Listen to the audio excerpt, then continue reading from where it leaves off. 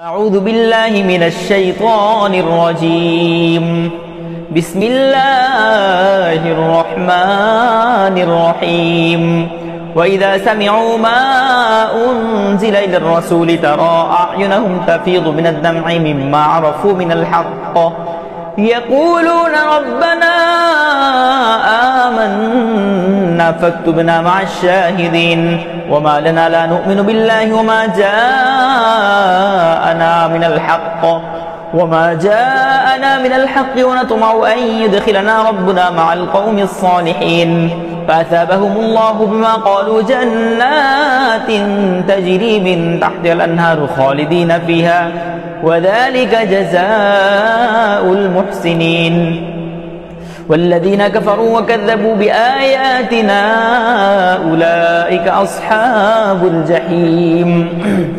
يا أيها الذين آمنوا لا تحرموا طيبات ما أحل الله لكم ولا تعتدوا إن الله لا يحب المعتدين. وكلوا مما رزقكم الله حلالا طيبا واتقوا الله الذي أنتم به مؤمنون. لا يؤاخذكم الله باللغو في أيمانكم ولكن يؤاخذكم بما عقدتم الأيمان. فكفارته إطعام 10 مساكين من أوسط ما تطعمون أهليكم أو كسوتهم أو تحرير رقبة. فمن لم يجد فصيام 3 أيام ذلك كفارة أيمانكم إذا حلفتم واحفظوا أيمانكم كذلك يبين الله لكم آياته لعلكم تشكرون. يا أيها الذين آمنوا إنما الخمر والميسر والأنصاب والأزلام رجس من عمل الشيطان فاجتنبوه لعلكم تفلحون.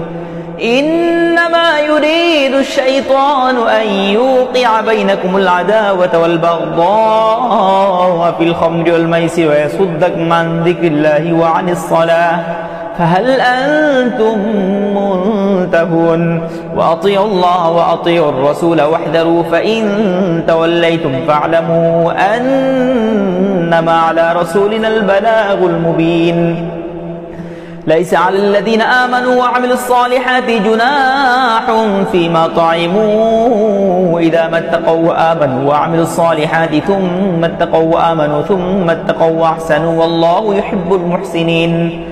يا أيها الذين آمنوا لا يبلونكم الله بشيء من الصيد تناله أيديكم ورماحكم ليعلم الله من يخافه بالغيب فمن اعتدى بعد ذلك فله عذاب أليم. يا أيها الذين آمنوا لا تقتلوا الصيد وأنتم حرم ومن قتله منكم متعمدا فجزاء مثل ما قتل من النعم يحكم به ذوى عدل منكم هديا بالغ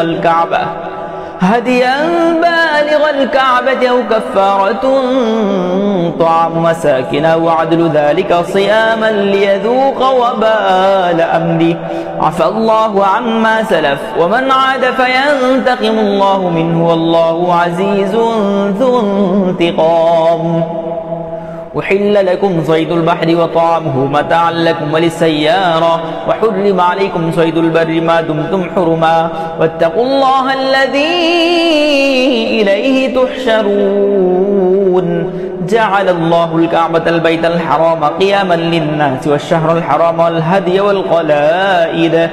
ذلك لتعلموا أن الله يعلم ما في السماوات وما في الأرض وأن الله بكل شيء عليم. يعلموا أن الله شديد العقاب وأن الله غفور رحيم. ما على الرسول إلا البلاغ والله يعلم ما تبدون وما تكتمون. قل لا يستوي الخبيث والطيب ولو أعجبك كثرة الخبيث فاتقوا الله يا أولي الألباب لعلكم تفلحون. يا أيها الذين آمنوا لا تسألوا عن أشياء إن تبد لكم تسؤكم وإن تسألوا عنها حين ينزل القرآن تبد لكم عفى الله عنها والله غفور حليم. قد سألها قوم من قبلكم ثم أصبحوا بها كافرين. ما جعل الله من بحيرة ولا سائبة سائبة ولا وصيلة ولا حام ولكن الذين كفروا يفترون على الله الكذب وأكثرهم لا يعقلون وإذا قيل لهم تعالوا إلى ما أنزل الله وإلى الرسول قالوا حسبنا ما وجدنا عليه آباءنا أو لو كان آباؤهم لا يعلمون شيئا ولا يهتدون يا أيها الذين آمنوا عليكم أنفسكم لا يضركم من ضل إذا اهتديتم إلى الله مرجعكم جميعا فينبئكم بما كنتم تعملون يا أيها الذين آمنوا شهادة بينكم إذا حضر أحدكم الموت حين الوصية اثنان ذوى عدل منكم أو آخران من غيركم إن أنتم ضربتم في الأرض فأصابتكم مصيبة الموت تحبسونهما من بعد الصلاة فيقسمان بالله إن ارتبتم لا نشتري به ثمنا ولو كان ذا قربى ولا نكتم شهادة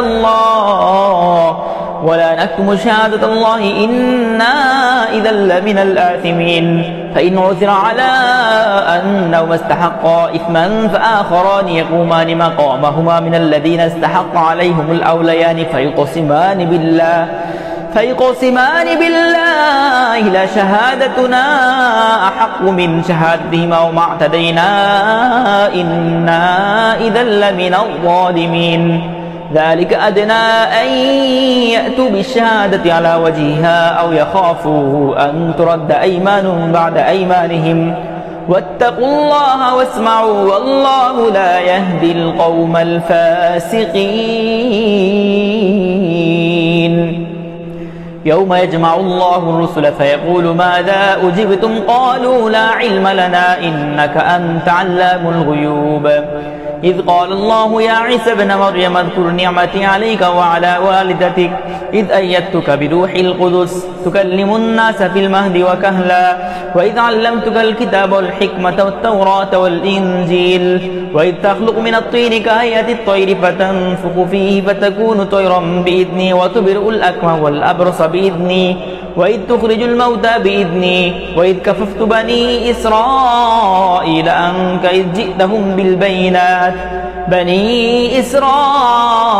عنك إذ جئتهم بالبينات فقال الذين كفروا منهم إن هذا إلا سحر مبين وإذ أوحيت للحواريين أن آمنوا بي وبرسولي قالوا آمنا واشهد بأننا مسلمون إذ قال الحواريون يا عيسى ابن مريم هل يستطيع ربك أن ينزل علينا مائدة من السماء قال اتقوا الله إن كنتم مؤمنين قالوا نريد أن نأكل منها وتطمئن قلوبنا ونعلم أن قد صدقتنا ونكون عليها من الشاهدين قال عيسى ابن مريم اللهم ربنا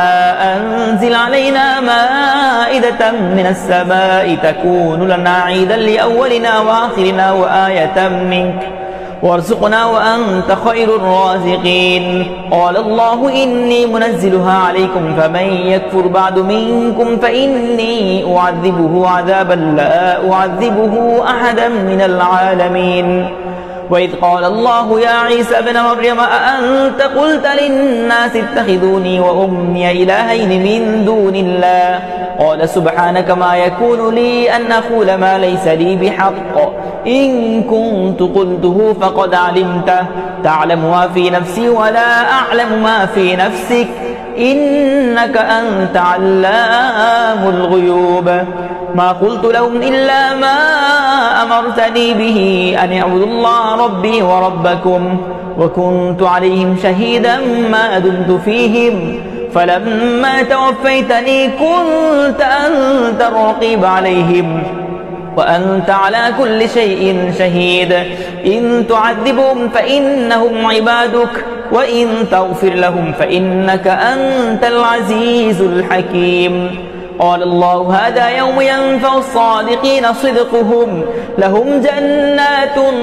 تجري من تحتها الأنهار خالدين فيها أبدا رضي الله عنهم ورضوا عنه ذلك الفوز العظيم لله ملك السماوات والأرض وما فيهن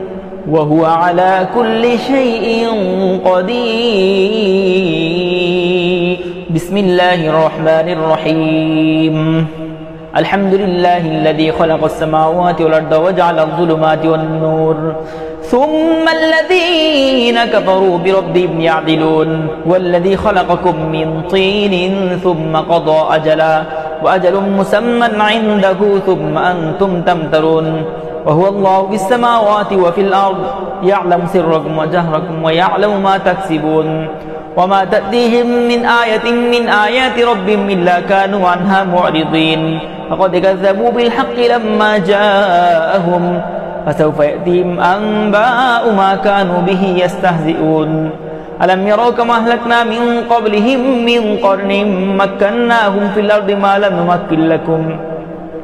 لم نمكن لكم وأرسلنا السماء عليهم مدرارا وجعلنا الأنهار تجري من تحتهم فأهلكناهم بذنوبهم وأنشأنا من بعدهم قرنا آخرين ولو نزلنا عليك كتابا في قرطاس فلمسوه بأيديهم لقال الذين كفروا إن هذا إلا سحر مبين وقالوا لولا أنزل عليه ملك ولو أنزلنا ملكا لقضي الأمر ثم لا ينظرون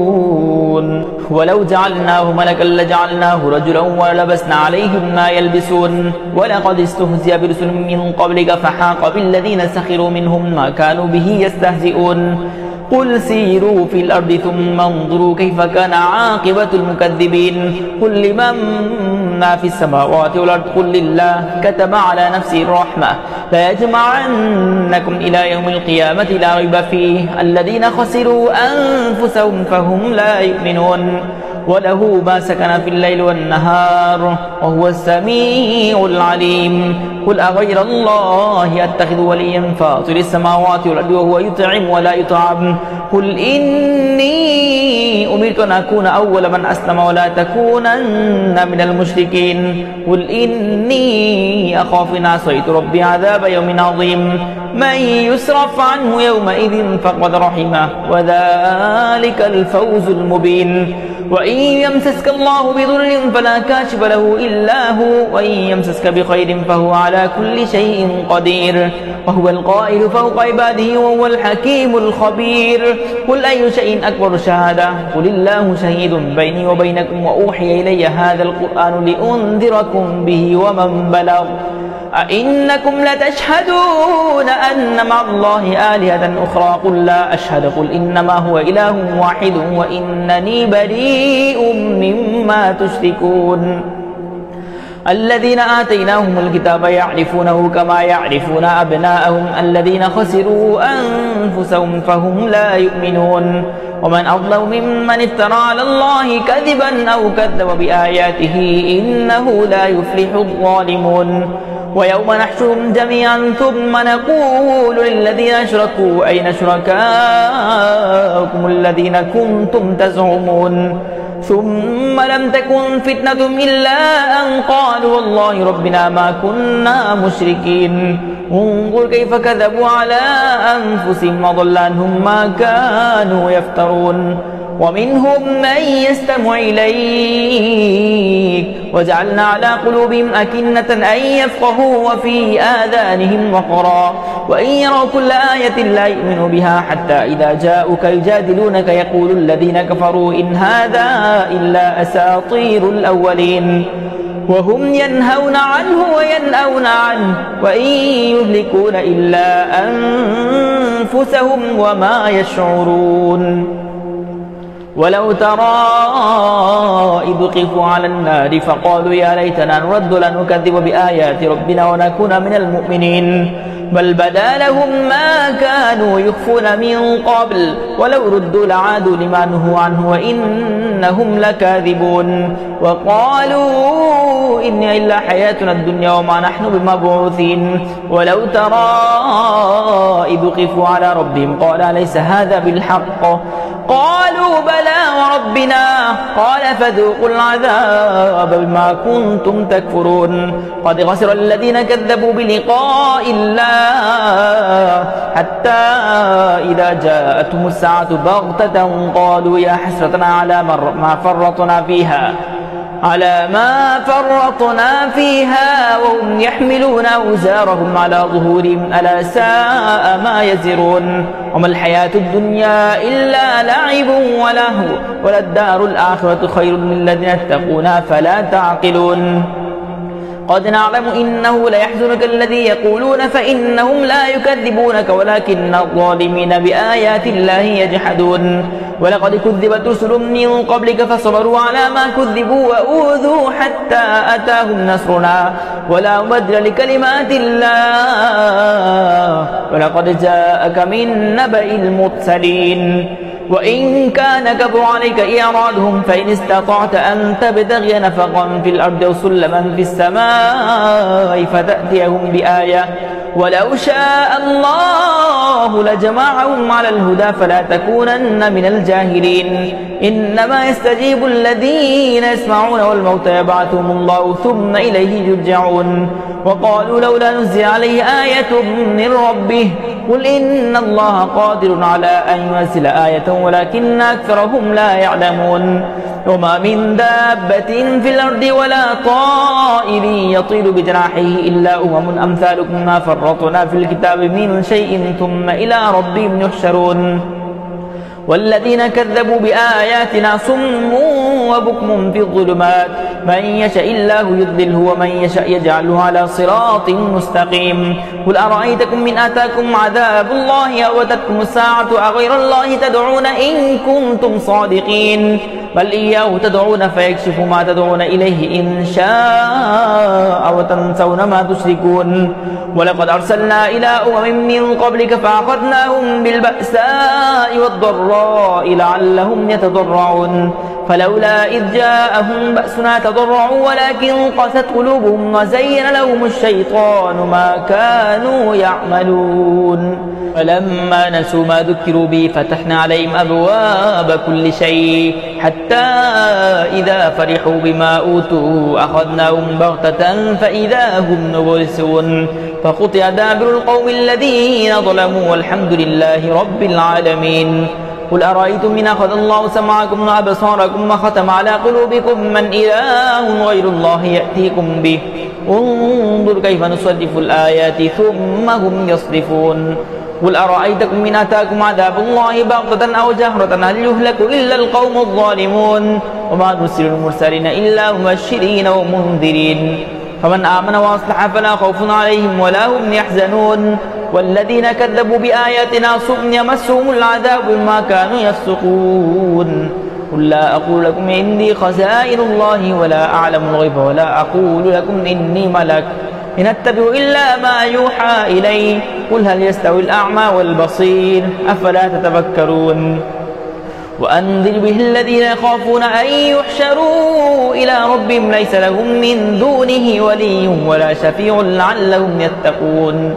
ولا تطرد الذين يدعون ربهم بالغداة والعشي يريدون وجهه ما عليك من حسابهم من شيء وما من حسابك عليهم من شيء فتطردهم فتكون من الظالمين وكذلك فتنا بعضهم ببعض ليقولوا أهؤلاء من الله عليهم من بيننا أليس الله بأعلم بالشاكرين وإذا جاءك الذين يؤمنون بآياتنا فقل سلام عليكم كتب ربكم على نفسه الرحمة أنه من عمل منكم سوءا بجهالة ثم تاب من بعده وأصلح فأنه غفور رحيم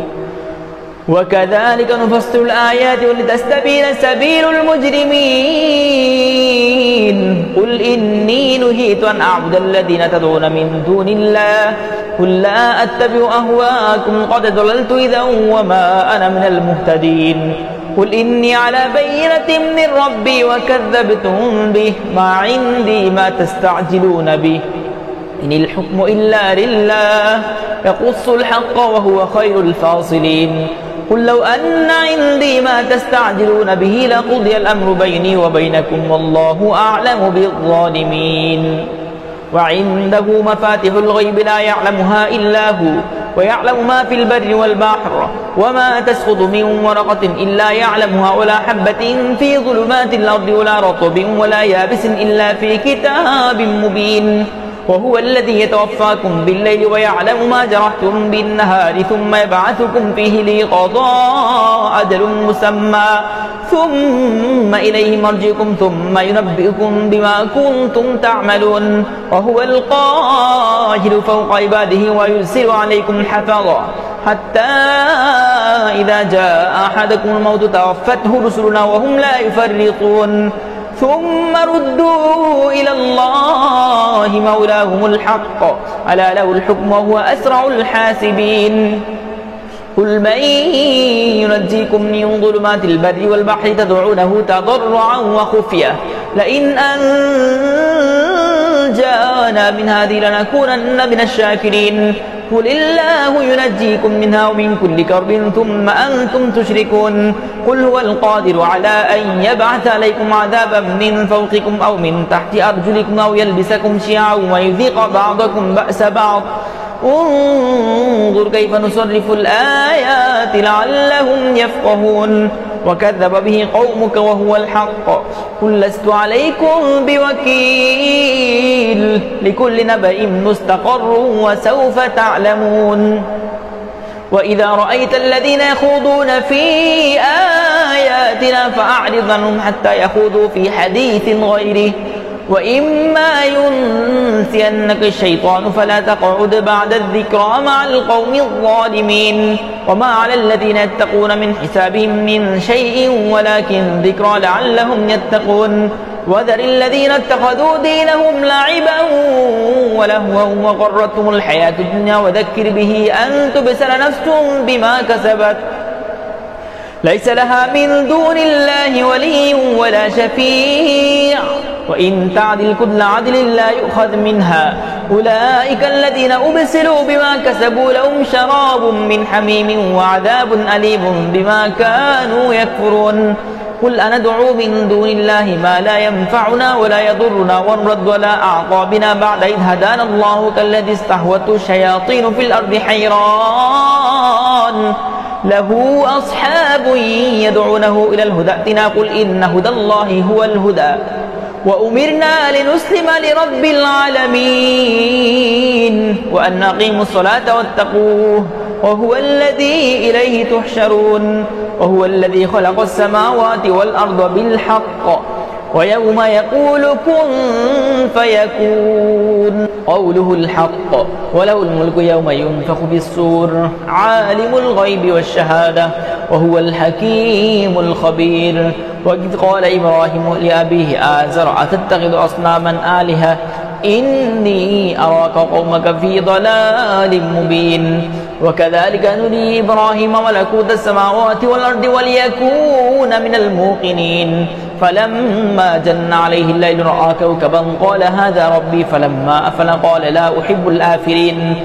فلما رأى الشمس بازغة قال هذا ربي فلما أفل قال لئن لم يهدني ربي لأكونن من القوم الضالين فلما رأى الشمس بازغة قال هذا ربي هذا أكبر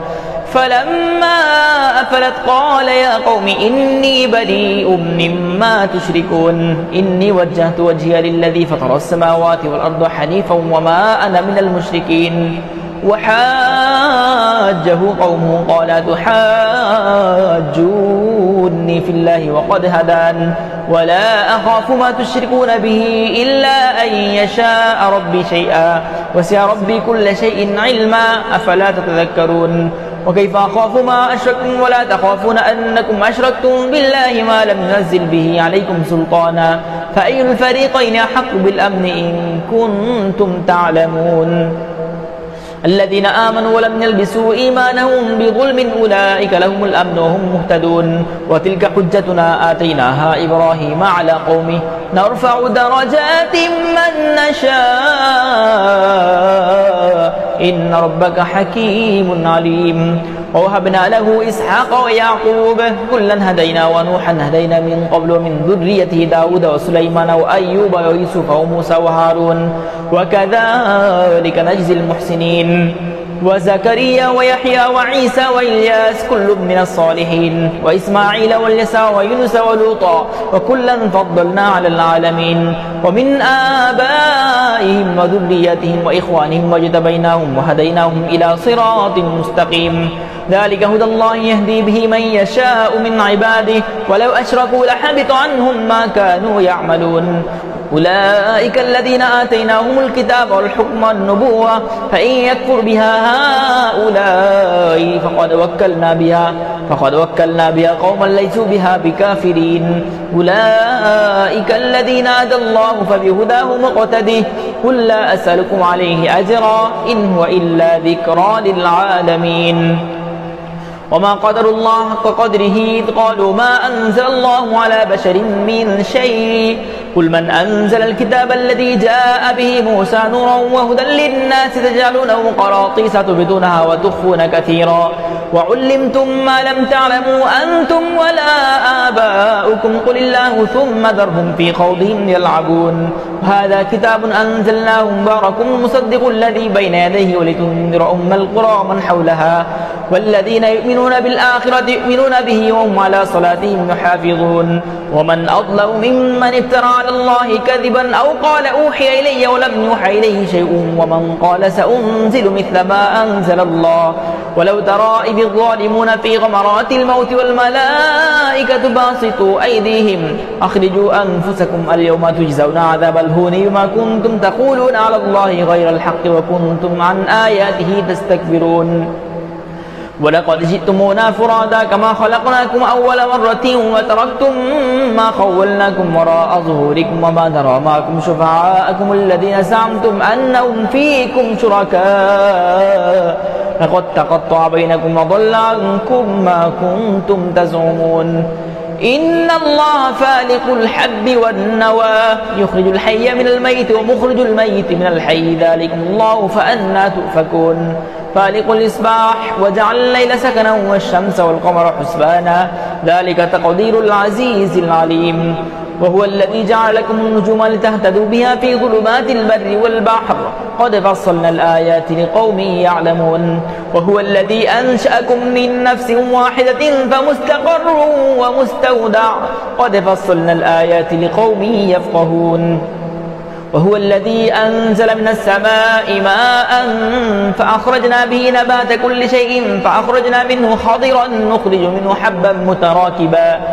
ومن النخل من طلعها قنوان دانية وجنات من أعناب والزيتون والرمان مشتبها وغير متشابه انظروا إلى ثمره إذا أثمر وينعي إن في ذلكم لآيات لقوم يؤمنون وجعلوا لله شركاء الجن خلقهم وخرقوا له بنين وبنات بغير علم سبحانه وتعالى عما يصفون بديع السماوات والأرض أنى يكون له ولد ولم تكن له صاحبة وخلق كل شيء وهو بكل شيء عليم ذلكم الله ربكم لا إله إلا هو خالق كل شيء فاعبدوه وهو على كل شيء وكيل لا تدركه الأبصار وهو يدرك الأبصار وهو اللطيف الخبير قد جاءكم بصائر من ربكم فمن أبصر فلنفسه ومن عمي فعليها وما أنا عليكم بحفيظ وكذلك نصرف الآيات وليقولوا درست ولنبينه لقوم يعلمون اتبع ما أوحي إليك من ربك لا إله إلا هو وأعرض عن المشركين ولو شاء الله ما أشركوا وما جعلناك عليهم حفيظا وما أنت عليهم بوكيل ولا تسبوا الذين يدعون من دون الله فيسبوا الله عدوا بغير علم كذلك زينا لكل أمة عملهم ثم إلى ربهم مرجعهم فينبئهم بما كانوا يعملون